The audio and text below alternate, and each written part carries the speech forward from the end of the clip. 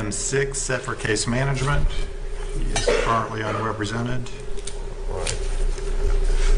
Good morning, Ms. Williams. You're here for case management on one count of driving while license suspended, resisting or obstructing officer without violence, and failure to register a motor vehicle.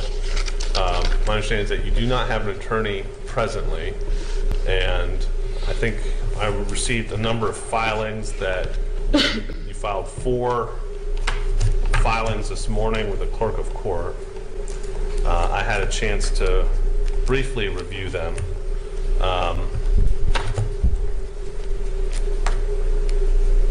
So before we proceed, would you like to have an attorney appointed to represent you?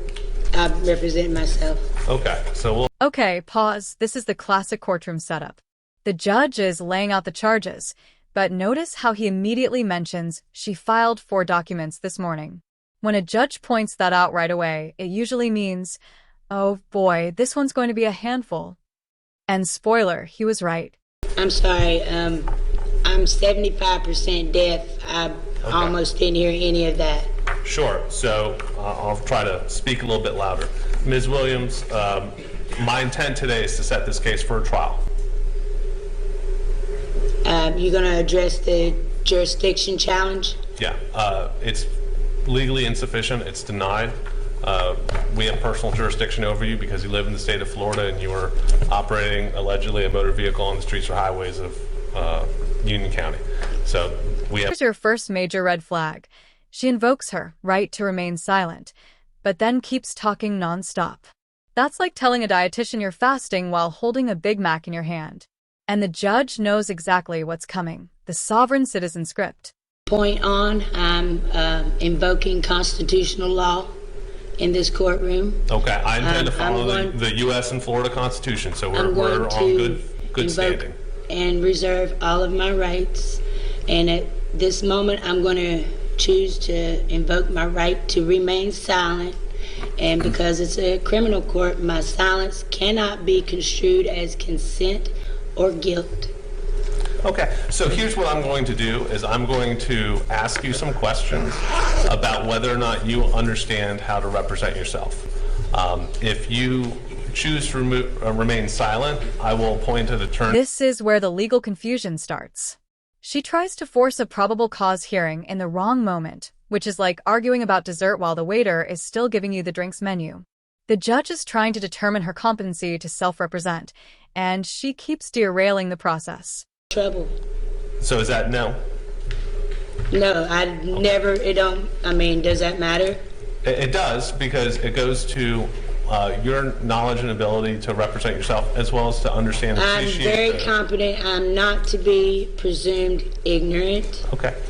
Do you understand each of the charges against you? No, I do not. Okay.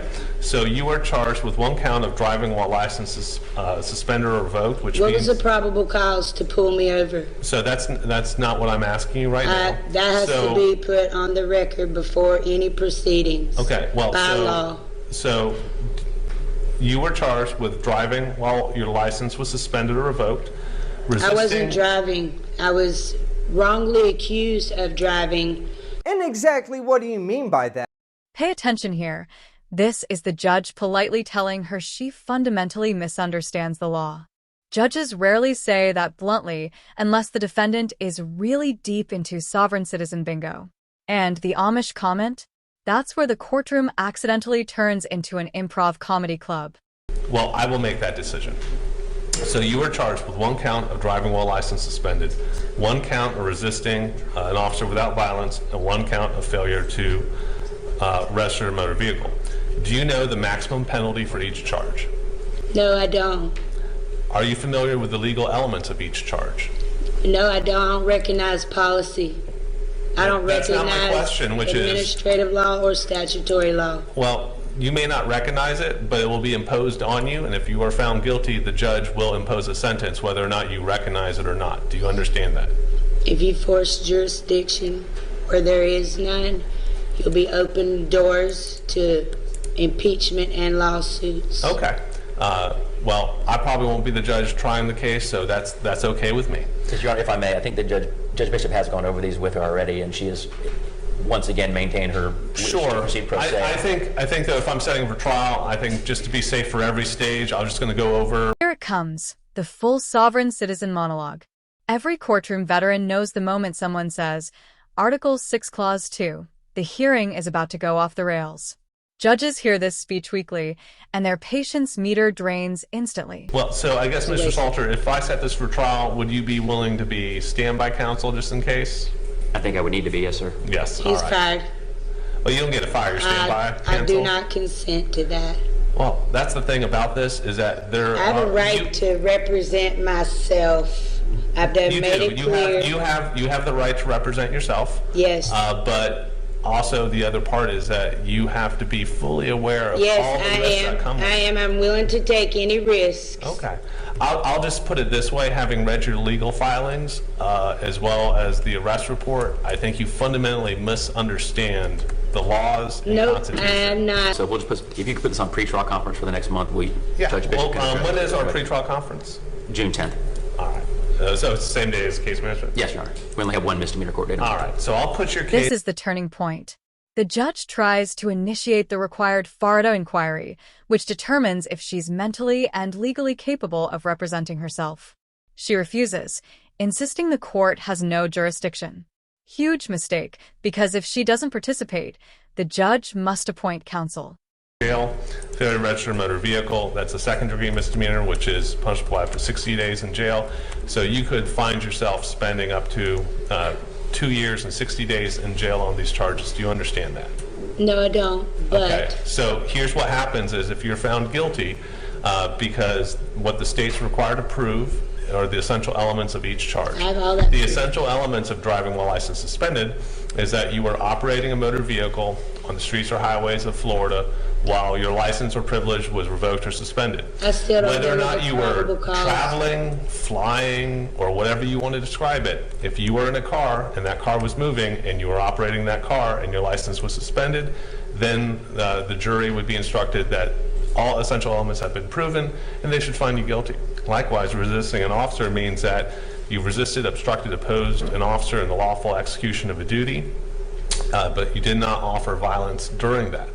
If they find that you committed that offense, you would be found guilty and could be punished by up to a year in the county jail. So with that, you wish to have this set for trial. no, I do not. But Okay, I well, wish so to your have it options today, dismissed. your options today are to enter a plea or set it for trial. You make the call. Okay. I'm not going with any plea, so Okay, then we'll set it for trial. So that's how the case will be resolved. We'll set you on for June 10th for pretrial conference. Please sign notice, and we'll see you then. thank you.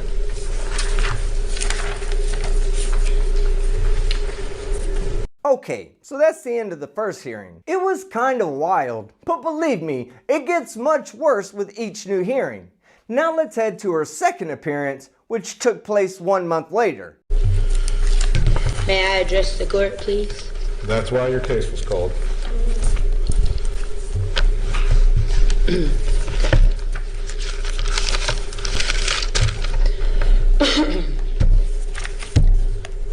Article 6, Clause 2 of the United States Constitution says, "This Constitution and the laws of the United States, which shall be made in pursuance thereof, shall be the supreme law of the land, and the judges in every state shall be bound thereby, and anything in the Constitution or laws of any state to the contrary notwithstanding."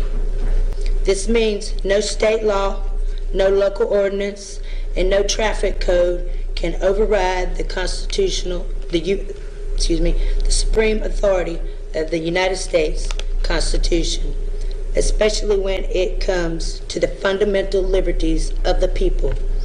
I am here today as a special appearance, not because I committed a crime, but because I exercise a federally protected, clearly established constitutional right, which is the 14th Amendment right to travel in my private automobile without government permission or interference. All right, stop. I don't have time to deal with this, and I'm not going to listen to this. Everything you're saying is absolute nonsense. No, it's very true. Stop talking. Don't talk. Don't talk. Everything you read about, when you read from the Constitution, yes, you read that correctly. Your interpretation and everything you think you're doing is absolutely wrong. The writ of prohibition that you filed in the First District Court of Appeal was dismissed yesterday, and we received that order, okay? I don't know what you think you're going to get by filing a writ of prohibition in the United States Supreme Court. If they even choose to answer that, we'll wait to see if there's an answer to that. I will. All of your claims are absolute nonsense, and I don't